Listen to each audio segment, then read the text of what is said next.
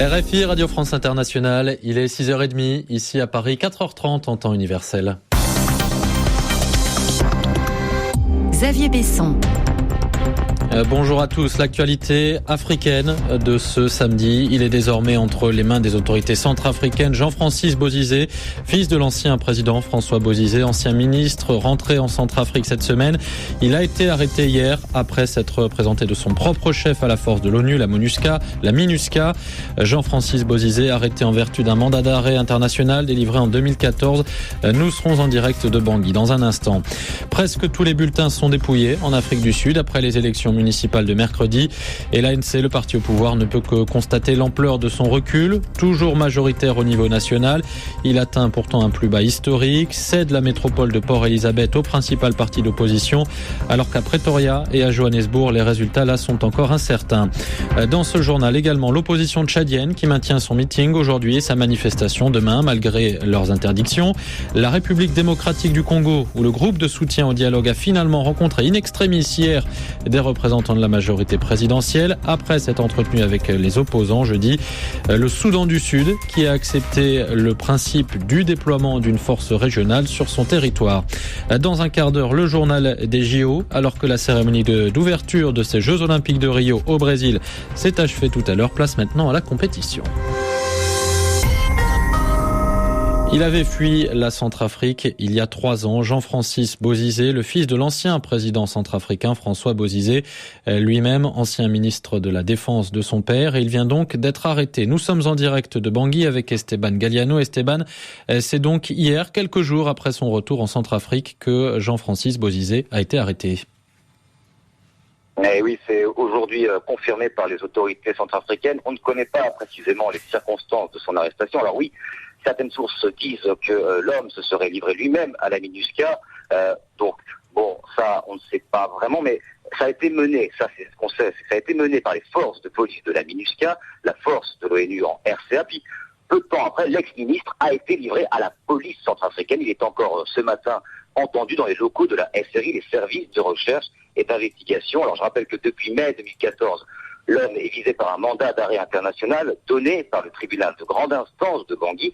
Il est sous le coup de plusieurs chefs d'accusation, soupçonnés notamment de torture, détournement de deniers publics, complicité d'assassinat, association de malfaiteurs, des faits qui renvoient notamment aux années 2008 et 2013. À cette époque, vous l'avez dit, Jean-Francis Bozizé est l'ancien ministre de la Défense nationale de son père, un rôle important, un homme clé du gouvernement, avant d'être chassé du pays par la coalition Sénégal en décembre 2013. Et donc, depuis hier, Jean-Francis Bozizé, de retour en Centrafrique depuis quelques jours, s'est fait arrêter et doit être présenté très rapidement devant les autorités judiciaires centrafricaines. Merci Esteban Galliano en direct de Bangui ce matin. Les résultats s'affinent en Afrique du Sud. Ils sont presque définitifs après les élections municipales de mercredi. Et le réveil doit être difficile pour l'ANC, le parti au pouvoir. Il cède la métropole de Port-Elizabeth à l'Alliance démocratique, le principal parti d'opposition. Et ce matin, des incertitudes portent encore sur la province du Gauteng, sur les grandes villes de Pretoria et de Johannesburg. Hier soir, l'Alliance démocratique d'hier était légèrement en avance à Pretoria, alors que presque rien ne sépare les opposants de l'ANC à Johannesburg. Lisa Fabian. L'incertitude demeure ce matin, alors qu'on attend toujours l'enregistrement de plusieurs bureaux de vote à Johannesburg et Pretoria. Le décompte officiel est presque terminé dans l'agglomération de Tshwane, où se situe la capitale sud-africaine. L'Alliance démocratique fait la course en tête, avec plus de 43% des voix, devant l'ANC à 41%. Sans attendre le décompte total des votes, Mmusi Maimane a d'ailleurs annoncé dès hier soir la victoire de l'Alliance démocratique dans la ville de Pretoria et féliciter sa tête de liste dans la capitale. En revanche, le suspense reste entier à Johannesburg, où l'ANC et l'Alliance démocratique sont toujours au coude à coude, quasiment à égalité parfaite. Les résultats sont si serrés dans les deux métropoles que tout peut encore basculer au gré des alliances. Du coup, depuis hier soir, l'ANC et l'ADS s'activent pour tenter de trouver les partenaires qui leur permettront d'obtenir la majorité absolue de 50%. Les deux partis ont plus que jamais besoin du soutien de Julius Malema et de son parti EFF, mais celui-ci a décidé de se montrer intransigeant, même s'il se dit ouvert aux discussions. Lisa Fabian, Johannesburg, RFI. Une force régionale sera-t-elle bientôt déployée au Soudan du Sud ? Hier, lors d'un sommet des pays d'Afrique de l'Est qui s'est tenu en Éthiopie, les représentants de Djouba en ont accepté le principe, une requête qui faisait suite à la flambée de violence qu'a connue la capitale sud-soudanaise le mois dernier. Un accord de principe donc qui n'est qu'une étape vers le déploiement effectif d'une force à Addis Abeba. Karim Lebourg. Si le Soudan du Sud accepte le principe d'une force de protection, c'est du bout des lèvres. Les États d'Afrique de l'Est ont obtenu que leur chef d'état-major se rende à Djouba pour discuter du déploiement de cette force. Les diplomates craignent déjà que les discussions s'éternisent et que le gouvernement sud-soudanais ne traîne les pieds. Car dans les couloirs du Sheraton d'Addis Abeba où se tenait ce sommet, le camp Salva Kiir clamait haut et fort qu'il n'est pas question de transformer, disait-il, le Soudan du Sud en protectorat de l'ONU. Les partisans de l'ex-rebelle Riek Machar, à qui ceux de Salva Kiir donnaient volontiers l'accolade comme de vieux amis, affirment quant à eux que sans cette force régionale de protection, il n'y aura plus d'accord de paix et que Riek Machar ne rentrera pas à Djouba. Les chefs d'État présents à Addis ont appelé l'ancien vice-président déchu à revenir prendre son poste à Djouba. Personne ne sait aujourd'hui où se trouve exactement Riek Machar et ce sommet s'est tenu sans lui. Karim Lebourg, Addis Abeba, RFI. Le Soudan du Sud, où l'armée loyaliste rejette les accusations de meurtre et de viol, accusations portées cette semaine par le Haut Commissariat aux droits de l'homme de l'ONU, dénuées de fondement, assure un représentant militaire qui dit n'avoir reçu aucune plainte. Autres accusations, elles concernent les soldats de l'ONU. Une commission d'enquête onusienne vient de conclure qu'au mois de février, au moment de l'attaque d'un camp des Nations Unies à Malakal, des casques bleus avaient quitté leur poste et refusé de protéger les civils. Des manifestations maintenues et une plainte pour haute trahison au Tchad. L'opposition répond à sa manière à l'interdiction des rassemblements qu'elle a prévu aujourd'hui, un meeting et demain une marche à N'Djamena. Les opposants qui protestent au moment lundi de l'investiture pour son 5e mandat du président Idriss Déby. Hier donc, Saleh Kebzabo et 3 autres figures de l'opposition tchadienne ont déposé une plainte contre le président Déby pour haute trahison, plainte déposée devant la haute cour de justice, mais sur laquelle l'opposant tchadien ne fonde guère d'espoir. Les opposants, en tout cas, pensent toujours que la réélection d'Idriss Déby au mois d'avril est une mascarade et ils comptent bien se faire entendre. Carole Valade. La cérémonie d'investiture du président Idriss Déby est prévue lundi. Une dizaine de chefs d'État ainsi que le ministre français de la Défense sont conviés et rien ne doit venir gâcher la fête. L'opposition qui conteste l'élection d'avril saisit l'occasion pour organiser un meeting et une marche ce week-end et ce, malgré l'interdiction formelle du ministre de l'Intérieur. Depuis hier, policiers et gendarmes sont déployés dans la ville. Ce 8 août sera un jour de deuil et N'Djamena doit être une ville morte, lance Saleh Kebzabo. Il est actuellement le coordonnateur du FONAC, un mouvement qui regroupe 23 partis d'opposition et 6 candidats à la présidentielle, mais qui en seulement 10 jours d'existence a déjà connu 3 défections. Nous avons voulu aller trop vite, soupire un autre opposant, et nous n'avons pas pris le temps de nous mettre d'accord sur les modalités. Saleh Kebzabo, lui, se veut rassurant. Nous souhaitons bon vent à ceux qui se sont trompés, mais ils sont peu nombreux, et ça n'empêche pas la construction du FONAC. Si certains opposants s'interrogent sur l'opportunité d'une opération ville morte un jour férié, et alors que de grands moyens seront déployés pour l'investiture, ce lundi sera sans doute un test pour la nouvelle coalition. RFI, il est 5h38 à Kinshasa. Après les opposants, avant-hier, le groupe de soutien au dialogue a finalement pu rencontrer un représentant de la majorité présidentielle hier en République démocratique du Congo. Le dialogue, c'est le dialogue politique voulu par le président Joseph Kabila, dont l'opposition a récusé le facilitateur, le Togolais Edem Kodjo. Et hier, c'est en fait à la toute dernière minute qu'un émissaire de la majorité présidentielle s'est entretenu avec les représentants du groupe de soutien, donc de l'UE, de l'UA, des Nations Unies, de la francophonie, car dans un premier temps, la majorité avait refusé de les rencontrer. Finalement, c'est le sénateur Léonard Shé Okitundu, l'une des figures de la majorité, qui a été chargé de donner la position de son camp. D'abord, la question de la facilitation. Pour nous, il n'est nullement question de revenir sur le choix du facilitateur. C'est un facilitateur qui a été désigné par la communauté internationale et d'ailleurs à la demande particulièrement du leader de l'UDPS. La seconde chose, c'est en ce qui concerne le comité préparatoire. Toutes les conférences se préparent. On ne peut pas aller comme ça dans une grand-messe et commencer à parler de l'ordre du jour, le même jour de l'ouverture du dialogue. Par conséquent, le comité préparatoire est incontournable et indispensable. L'autre problème, c'est la question de mesures de décrispation. Et là, je crois que le chef de l'État a posé un geste important, d'abord en accordant des mesures de grâce aux partisans de Lucha, et puis en même temps de Boudia Congo. C'est déjà un élément important, et puis d'autres mesures de libération conditionnelle sont envisagées. Mais là, ces mesures sont accordées au fur et à mesure que les conditions légales sont remplies. Mais en même temps, c'est une mesure de décrispation. C'est aussi à la charge de l'opposition. Parce que cet appel à l'insurrection, cet appel au soulèvement populaire, c'est pas pour rassurer tout le monde. Nous devons, nous, être opposition et majorité, responsables quant à cette question et qu'on prenne des mesures réciproques. Le sénateur congolais Léonard Sheokitundu au micro de Sonia Rollet.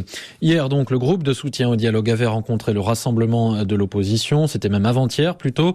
Rassemblement qui avait répété ses conditions en vue d'une participation à ce dialogue voulu par le chef de l'État. Parmi ces conditions, il y a la libération des prisonniers politiques. Le gouvernement congolais nie l'existence de prisonniers politiques, mais les opposants ont remis une liste de noms au groupe de soutien.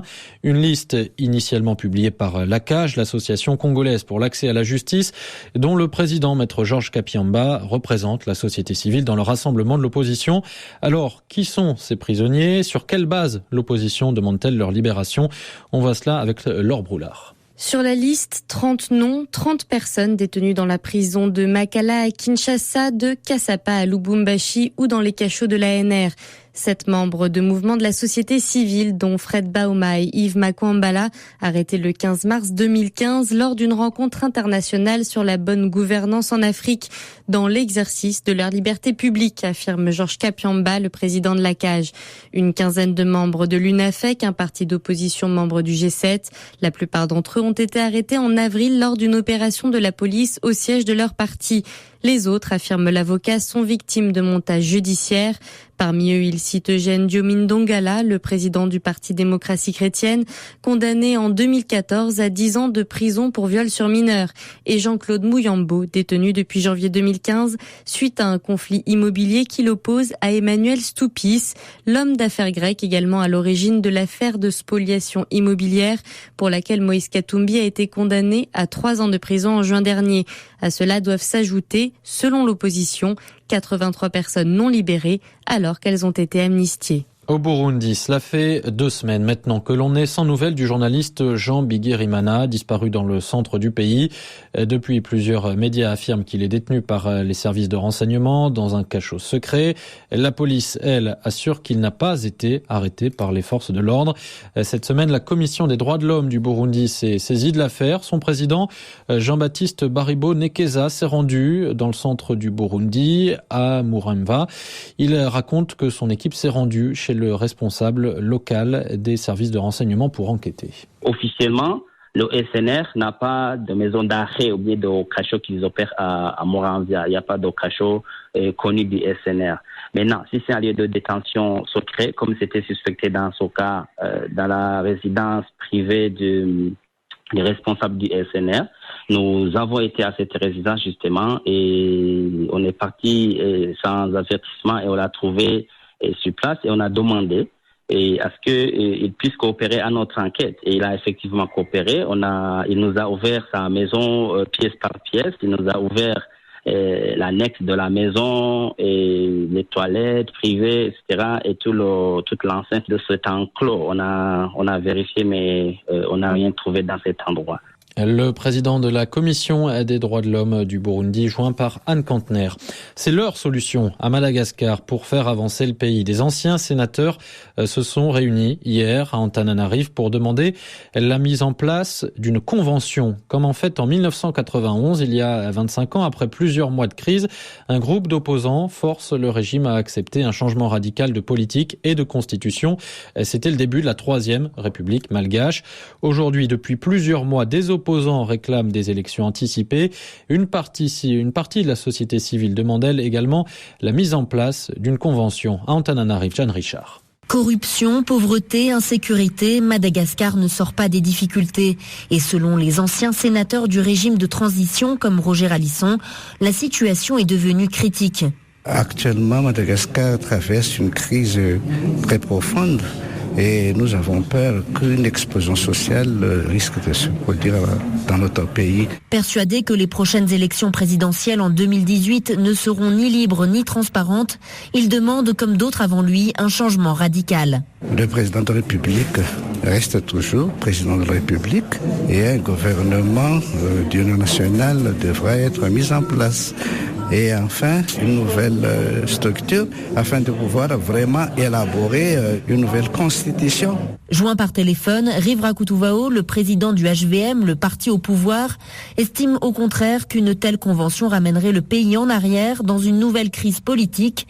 Les difficultés du pays sont la faute de tous les dirigeants, y compris ceux qui demandent le changement aujourd'hui.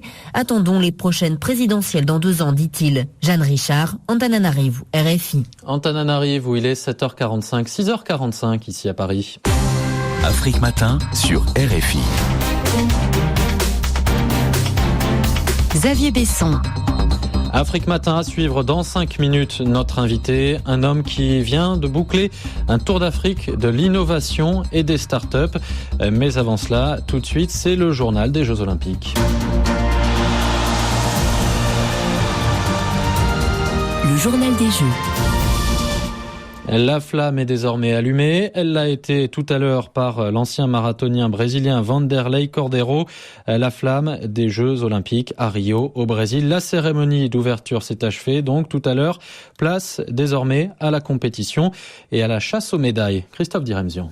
Combien de médailles pour l'Afrique à Rio ? Il y a 4 ans, à Londres, le compteur s'était arrêté à 35 avec la contribution de 10 pays. Le total sera probablement assez proche dans 15 jours, grâce notamment à l'athlétisme. Mais dès aujourd'hui, il faudra garder un œil sur l'escrime féminine où une première chance sérieuse de médaille se présente en bout de piste, Christophe Jousset. Sarah Besbes sera peut-être la première africaine médaillée à Rio. À 27 ans, elle est l'une des meilleures épéistes du monde. Avec elle, l'escrime tunisienne abat aujourd'hui son premier atout. Au jeu, l'Afrique réussit assez souvent à glaner quelques médailles dans plusieurs sports individuels, en boxe ou en judo. En taekwondo, plus rarement, Anthony Obam avait fini bronzé à Londres. Le Gabonais espère faire au moins aussi bien. Mais c'est surtout dans les 2 sports majeurs de l'olympisme que le continent va chercher ses succès. La natation, essentiellement grâce aux Sud-Africains, parmi lesquels Chad Leclos, et bien sûr l'athlétisme, principal fournisseur de médailles africaines. Après avoir été un temps menacé par les instances mondiales antidopage, le Kenya et l'Éthiopie sont bien là, avec des chefs de file nommés David Rudisha et Ezekiel Kemboi, ou encore Tirunesh Dibaba, en quête d'une 3e couronne consécutive sur 10 000 mètres, alors qu'en sprint, l'Ivoirienne Muriel Aouré peut rêver d'un podium. Dans les sports collectifs, on surveillera de très près les Kenyans en rugby à 7 et les footballeurs du Nigeria, toujours capables de surprendre 20 ans après la victoire aux Jeux d'Atlanta. Christophe Jousset, Rio, RFI. Gros plan maintenant sur ce fameux rugby à 7, réintroduit au programme olympique après quasiment un siècle d'absence. 12 équipes en lice, dont le Kenya pour l'Afrique. Des matchs qui n'excèdent pas un quart d'heure, un format court, un jeu rapide. De quoi séduire un nouveau public et promettre un bel avenir à la discipline, promet Jean-Claude Scrella, le manager du 7 français masculin. Le rugby à 7 va s'étendre parce qu'il sera joué dans plein de pays où le rugby à 15 n'est pas implanté. Et donc, l'émergence des pays comme le Kenya, comme les États-Unis, va faire que demain, le rugby à 7 sera grand. Le rugby à 7 ayant fait ses preuves autour de l'IRB 7 il y a quelque temps, autour de World Rugby aujourd'hui, et je pense qu'il a largement sa place et je pense qu'il va le démontrer ici au Japon pour dire que demain, ce sera une belle épreuve olympique. Et quand je vois tous les gens qui nous demandent, qui nous parlent, qui sont étonnés de voir le rugby à 7 ce matin, il y en a, il m'a dit, je savais pas que le rugby à 7 existait. Au petit déjeuner, il m'a dit, je savais pas que le rugby à 7 existait. Donc, je lui ai dit, méfie-toi parce qu'il pourrait exister pour longtemps. Honneur aux dames pour ce retour du 7. Les Kenyanes affronteront successivement les Néo-Zélandaises à 14h30 TU, puis les Françaises à 19h TU. Qui dit handball féminin africain dit invariablement Angola, même si la route des Jeux était plus tortueuse cette fois-ci, puisqu'elles ont dû en passer par un tournoi de qualification l'an dernier. Les vice-championnes continentales sont en lice pour leur 6e jeu d'affilée dans un groupe très relevé où figurent entre autres les redoutables norvégiennes, détentrices de tous les titres internationaux. C'est la Roumanie qui croisera d'abord leur chemin, coup d'envoi 22h50, temps universel. Les volleyeuses camerounaises, elles, attaquent fort leur tournoi olympique en affrontant les brésiliennes tenantes du titre. Match à suivre à 18h TU. On s'attardera au bord des routes de Copacabana pour la course en ligne cycliste. 144 concurrents sur la ligne de départ pour un parcours Tour de 237 km dans un peloton composé de Chris Froome, Alejandro Valverde ou de Romain Bardet, deuxième du dernier Tour de France. 11 Africains tenteront de se montrer, comme l'Érythréen Daniel Teklai Manot, le Rwandais Adrian Nyonchuti ou encore le Sud-Africain Luis Mentis, arrivé prévu vers 18h45, temps universel. Enfin, les premiers échanges du tournoi de tennis, le Tunisien Malek Jaziri est opposé à Joe Wilfried Tsonga au premier tour du simple messieurs. Christophe Diremdian, Médard Chablaoui, Rio, RFI. Les JO, les Jeux Olympiques de Rio qui viennent de s'ouvrir, donc c'est à suivre pour les 3 semaines qui viennent sur RFI et sur RFI.fr, notre site internet. Xavier Besson. L'essentiel de l'actualité internationale de ce samedi 6 août en Irak, le groupe État islamique pourrait avoir capturé jusqu'à 3000 villageois en fuite et exécuté 12 d'entre eux selon le HCR, l'agence des Nations Unies pour les réfugiés. Et les victimes seraient originaires de localités du district de Awiga dans le gouvernorat de Kirkouk. En Syrie, des rebelles et leurs alliés djihadistes ont violemment attaqué une importante base d'artillerie au sud-ouest d'Alep dans le cadre de leur offensive visant à rompre le siège de la ville. Le régime qui a riposté parle d'un échec des assaillants malgré l'ampleur de l'attaque. Plus de 400 Palestiniens emprisonnés en Israël étaient en grève de la faim hier pour dénoncer la façon dont ils sont traités et par solidarité avec Bilal Kayed qui devait être libéré le 15 juin après avoir purgé sa peine mais a été placé en détention administrative. Cet homme de 35 ans ne s'alimente plus depuis près de 40 jours. Et puis en France, la braderie de Lille, la plus grande brocante d'Europe avec quelques 2 millions de personnes attendues début septembre, a été annulée en raison des risques d'attentats selon les autorités locales. D'autres manifestations ont elles aussi été supprimées pour des raisons de sécurité. Le meeting aérien de la patrouille de France à Marseille le 13 août, le feu d'artifice de la Baule prévu le 15 août ainsi que les championnats d'Europe de cyclisme sur route que la ville de Nice devait accueillir mi-septembre. Blogueur, entrepreneur et reporter, notre invité ce matin s'est rendu dans une vingtaine de pays en 2 ans. Samir Abdelkrim, il a exploré les lieux de l'innovation sur le continent africain et il prépare un livre sur le sujet. Il répond ce matin aux questions d'Anthony Latier. Bonjour Samir Abdelkrim. Bonjour. Cette Afrique des startups, cette Afrique de l'innovation que vous avez explorée, vous a-t-elle épaté ou vous a-t-elle déçu ? Elle m'a plutôt épaté, elle m'a surtout surpris, elle m'a surpris par sa vitesse. Si on prend par exemple l'indicateur du nombre des espaces d'innovation, il y a 5 ans, je crois qu'en Afrique, il y en avait moins de 5. Aujourd'hui, il y en a plus de 200. Donc ça s'accélère. Et comment travaillent les entrepreneurs africains ? Est-ce qu'ils essayent de copier des innovations venues d'Occident ou au contraire, est-ce qu'ils cherchent des solutions aux problèmes rencontrés dans leur pays par les Africains sur des sujets comme l'agriculture, comme l'éducation ou comme la santé ? Il y a des entrepreneurs, il y a des porteurs de projets qui font ce qu'on appelle du copycat, c'est-à-dire qu'ils voient une niche qui cartonne en Europe, aux États-Unis. La bonne idée, c'est que je vais prendre ce concept et le répliquer en Afrique et je vais trouver le succès. Il va y avoir une scalabilité un peu à la Airbnb ou à la Uber. C'est un peu plus compliqué parce que tout simplement les problèmes qu'essaie de résoudre Airbnb à San Francisco ou à Paris ne sont absolument pas les mêmes que ceux que l'on peut rencontrer dans le secteur de l'immobilier et du logement à Lagos ou à Abidjan. Donc il y a quand même un gros travail, je dirais, d'adaptation et de contextualisation par rapport tout simplement au marché local et par rapport au problème local. Après, oui, il y a des innovations qui sont vraiment là pour le coup spécifiques à l'Afrique. Je donne un exemple parce que c'est l'un des plus récents que j'ai eu l'occasion de rencontrer lorsque j'étais au Cameroun il y a quelques semaines. C'est une application dans la santé qui s'appelle Gifted Mom et qui lui résout là un vrai problème qui est la mortalité des mamans. Là, on a une vraie innovation dans la santé qui sauve des vies. Et ça, c'est une vraie innovation africaine. Après, il y a d'autres aussi innovations, beaucoup plus connues, beaucoup plus grand public. Tout le monde connaît le paiement mobile, tout le monde connaît M-Pesa, et là c'est intéressant parce que M-Pesa, le mobile payment, est aujourd'hui en train de s'internationaliser dans d'autres régions du monde, mais le point de départ c'était vraiment l'Afrique. Et quels sont les obstacles que rencontrent au quotidien ces entrepreneurs ? c'est beaucoup plus difficile qu'ailleurs. Hein. C'est comme si en Afrique, on entreprend en Afrique, c'est comme si on jouait à un jeu vidéo et qu'on commençait directement avec le mode very hard, très difficile par rapport à l'Europe par exemple. D'accord. Là, le problème souvent qui est mis sur la table, c'est le financement. C'est-à-dire que il y a aujourd'hui une inadéquation totale entre le projet d'un entrepreneur qui apporte une vraie innovation mais qui comporte une part de risque importante et tout simplement le logiciel, je dirais, des banques classiques qui tout simplement ne veulent absolument pas risquer de prêter à ce type de projet. En gros, ils se lèvent en une semaine dans la Silicon Valley, ce que les startups africaines arrivent à lever en une année, quoi, en cumulé.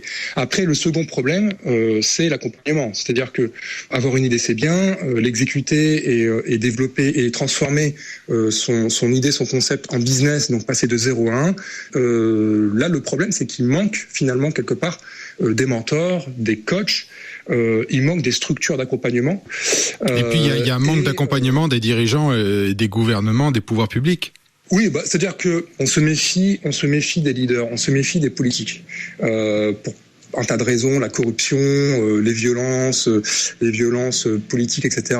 Et l'entrepreneur, finalement, quelque part, il réussit à incarner un nouveau type de leadership un peu plus vertueux. Parce que il essaye avec ses maigres moyens, il s'attaque à des problèmes qui sont totalement délaissés par les États qui font pas leur job. Merci Samir Abdelkrim. Merci. Samir Abdelkrim, l'invité ce matin d'Anthony Latier. Afrique Matin, restez avec nous. Dans un peu plus de 3 minutes, nous serons en direct de Rio de Janeiro après la cérémonie d'ouverture des Jeux Olympiques tout à l'heure. Avant cela, une petite pause et on se retrouve dans 30 secondes. À tout de suite. Appelez-nous, exprimez-vous. Nicolas Brousse. Les Jeux Olympiques de Rio, un événement planétaire fédérateur, mais à quel prix et pour quelles retombées? Les scandales se multiplient, les factures pour les accueillir explosent. Les Jeux en valent-ils encore la chandelle? Que pensez-vous d'une candidature africaine pour les accueillir? Exprimez-vous. 33 9 693 693 70. Nicolas Brousse, avec vous au téléphone, lundi à partir de 8h10 TU. RFI.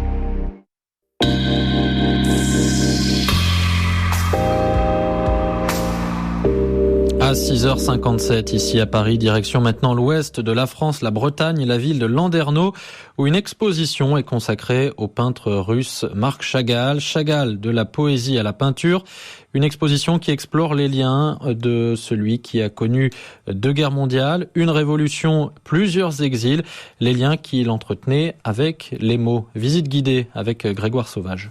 Apollinaire, Aragon, Sandrard, Marc Chagall a non seulement connu les plus grands poètes de son temps, il a lui-même écrit des vers. Et de la plume au pinceau, il n'y avait dans son esprit que l'épaisseur d'un trait. Au commencement de son imaginaire poétique était la Bible, ses rois, ses anges et ses prophètes. Mérette Meyer est la petite fille de l'artiste. Alors non seulement le texte de la Bible, mais tout simplement aussi l'écriture, parce qu'il y a aussi des Bibles en yiddish, qui est une langue très différente de l'hébreu. C'est une langue qui réunit le tragique, le dramatique, le comique, l'humour, l'incisif. Quand il était à la synagogue, on peut imaginer, en écoutant le texte chanté, les prières chantées, d'avoir un imaginaire qui est parti au-delà des cieux, des synagogues et des espaces de prière. Illustrateur génial, Chagall donne vie au cours de sa carrière aux âmes mortes de Nicolas Gogol, aux animaux des fables de La Fontaine ou encore aux personnages des contes des Mille et une nuits, sans oublier ses merveilleuses gravures de l'Ancien Testament.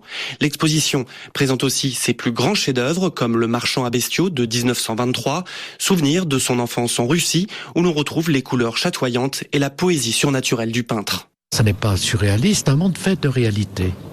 Parce que la réalité qu'il interroge, ce sont les animaux qu'il a connus aussi dans la basse-cour et qui faisaient vivre la famille. Jean-Louis Prat est le commissaire de cette exposition. Et le côté surnaturel convient bien parce que c'est la réalité et le rêve d'un enfant qui jusqu'au bout convoque quelque chose d'essentiel pour lui, car il veut croire à un monde fait d'espoir et de liberté.